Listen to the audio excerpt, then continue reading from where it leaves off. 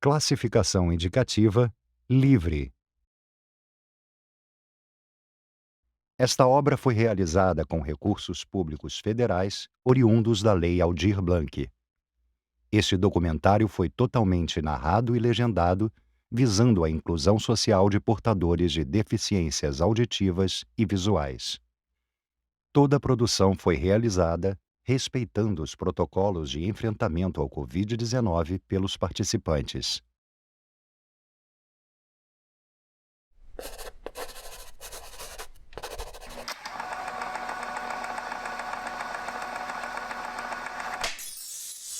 Produção Arte Publicity.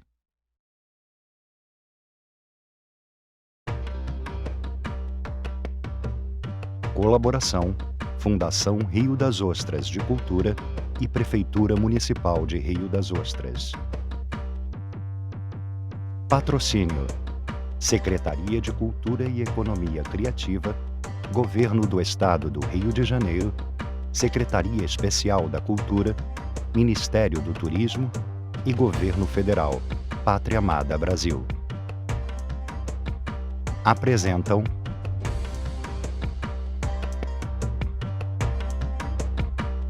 Sambaqui e Iriri, a história de Rio das Ostras.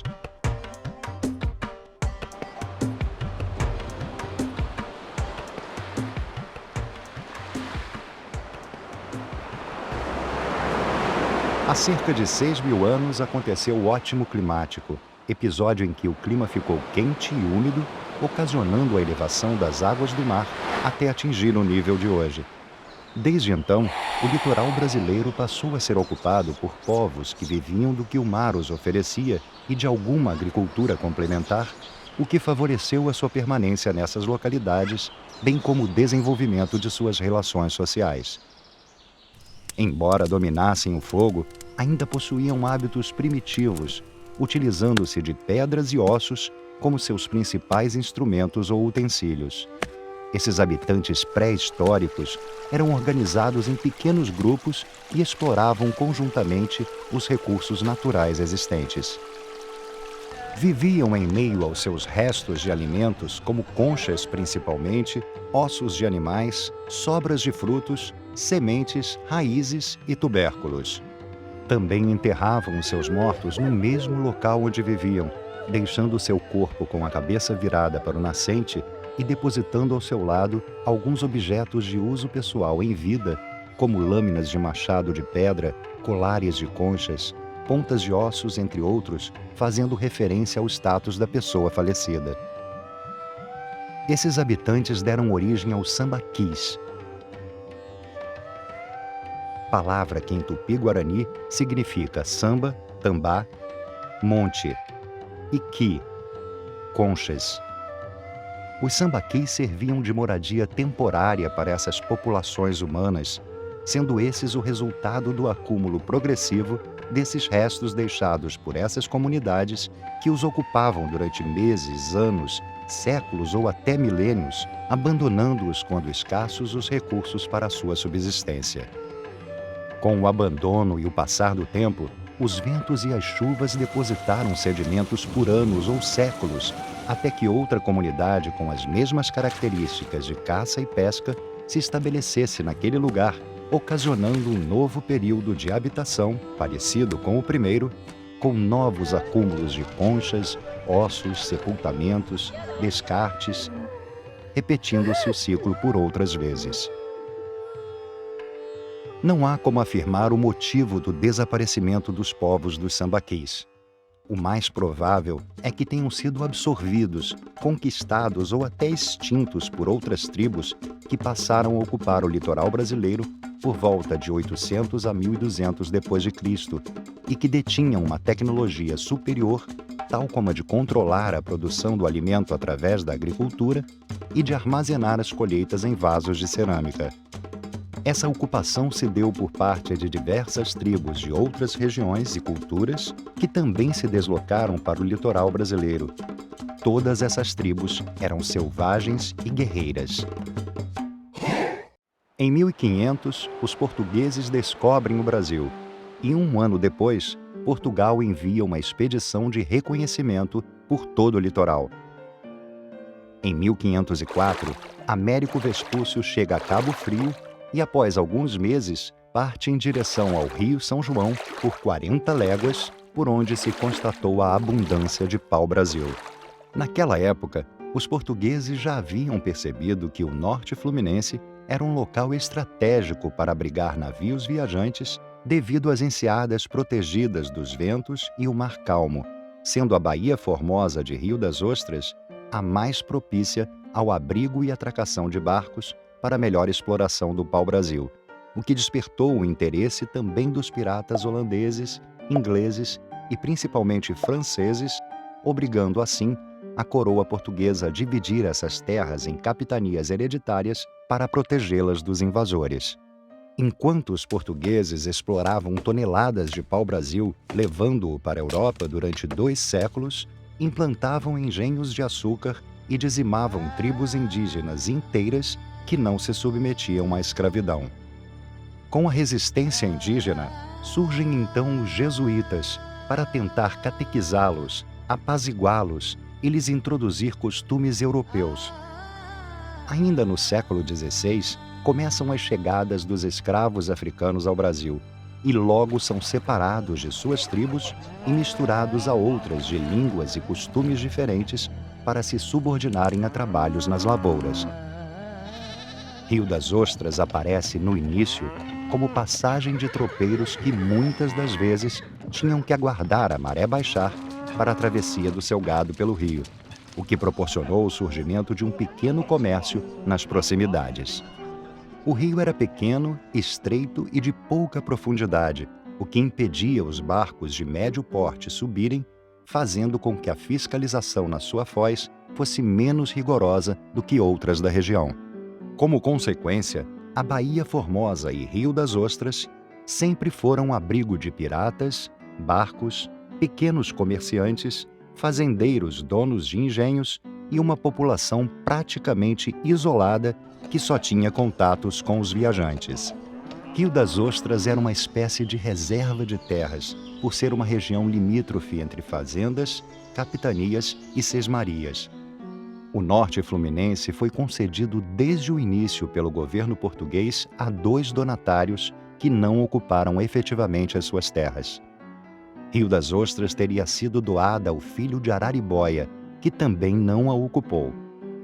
Mais tarde, os jesuítas pedem ao governo a concessão de sesmarias das 2 aldeias, desde Macaé à parte sul de Itapebuçu, ou Rio Cleripe ou Seripe, passando então Rio das Ostras, que ainda era um pequeno arraial, a pertencer à Companhia de Jesus a partir de 1630.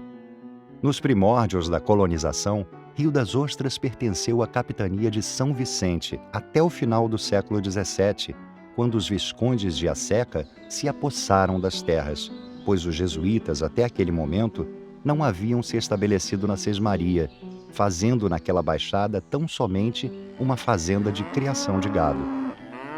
A partir de 1731, Rio das Ostras ficou sob a jurisdição de Cabo Frio, o que, para efeitos legais, pertencia à capitania de São Vicente, mesmo que suas terras fossem usurpadas pelos proprietários da capitania de São Tomé. Houve várias sesmarias em Rio das Ostras e de diferentes sesmeiros. A escravidão africana sempre foi uma revolta entre os negros, com muitas rebeliões e fugas para quilombos, onde se destacou um bem mais famoso nas serras fluminenses, conhecido como Três Picos ou Santo Antônio do Ouro, localizado nas matas da região de Macaé e Cantagalo. Embora de modo não escravizada, a mão de obra indígena também foi utilizada até o final do século XVIII.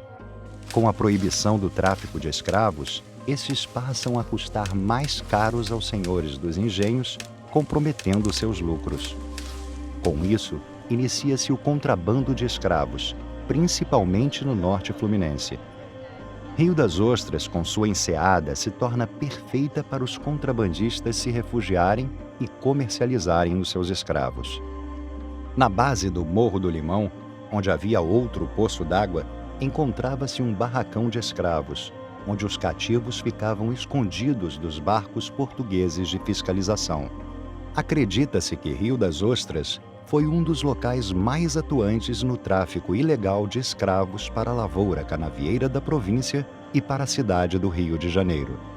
Em 1847, Rio das Ostras recebe o seu mais ilustre viajante, o imperador Dom Pedro II, que, ao retornar de uma visita a uma importante obra de ampliação do canal em Macaé e Campos, permaneceu por poucas horas na aldeia, onde foi recebido com festividades pela população, entre ela grandes comerciantes, proprietários de barcos e donos das melhores residências da localidade, sendo que mais tarde algumas dessas ilustres figuras viriam a ser indiciadas no processo de tráfico ilegal de escravos.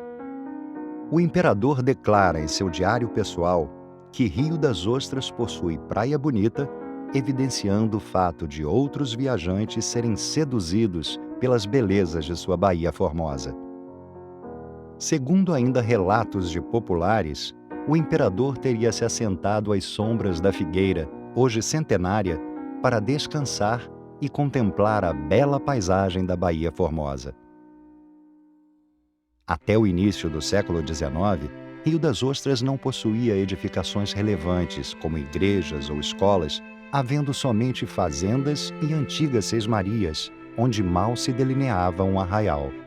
O Poço das Pedras e outras construções surgiram em meados deste século, através da força da mão de obra escrava. Além de saciar a sede de toda uma geração, servia também para lavar roupas, dar de beber aos animais e fazer a comida da população. Ao seu redor, a pequena aldeia de pescadores se desenvolveu, pois ali estava a única água boa para suprir os antigos moradores. Rio das Ostras era parada obrigatória para viajantes devido ao fato de ser o meio do caminho entre os engenhos de cana-de-açúcar do norte fluminense e a capital do estado. Com a crescente produção canavieira na região, Rio das Ostras começa a se tornar uma pequena vila a partir de meados do século XIX. Foram necessárias ampliações das estradas, construções e reformas de pontes para melhores travessias dos viajantes, sendo construído no final do século o Pontilhão do Aterrado, em Rio das Ostras. Posteriormente, proliferaram-se as estradas de ferro pelo país, dentre elas a Leopoldina, que interligaria a capital ao norte fluminense e ao Espírito Santo, regiões produtoras de café, e a Minas Gerais, terminando na cidade de Leopoldina, origem de seu nome. Estavam previstos vários ramais para essa estrada, dos quais se inclui a linha de Niterói a Campos, que passa por Rocha Leão, sendo esta estação inaugurada em 1887. A estação de Rocha Leão foi construída pelos escravos, tendo suas paredes de blocos de pedras brutas ligadas com uma mistura de barro e estrume de boi, com teto de telhas francesas de Marseille, que depois foram substituídas por telhas de canal. A ferrovia encurtou caminhos, trazendo progresso, porém acabaria por levar à decadência econômica o porto de Imbetiba, em Macaé, pois desviou do porto para a estrada de ferro a maioria da produção açucareira e demais produções agrícolas da região. No entanto, com a mão de obra escrava abolida e as fiscalizações cada vez mais rigorosas, ficou desinteressante para os senhores dos engenhos continuarem com as suas produções agrícolas, principalmente a canavieira, que era a maior força da região. Com isso, Rio das Ostras passou a explorar a abundância de peixes que o mar oferecia, o que fez a pequena vila de pescadores continuar se desenvolvendo, passando inclusive a ser também conhecida pelos populares como Terra dos Peixes. Já na década de 40 do século seguinte, em meio à Segunda Guerra Mundial,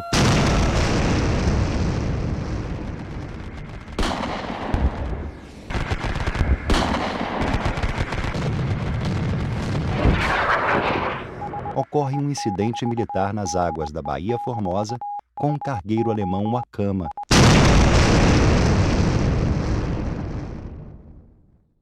Este é um navio alemão, um cargueiro.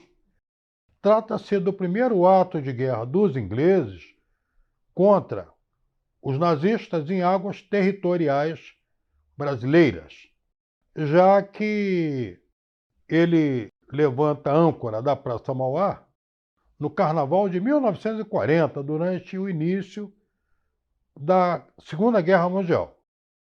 Então, os ingleses estavam de olho nele e, quando chega por volta de meia-noite, ele está cruzando aqui a nossa baía e é cercado pelos ingleses, que estavam muito interessados numa carga que ele levava, entre outras coisas, um lastro de areia monazítica e também um compartimento com cristais de rocha, onde havia uma pedra com 150 quilos.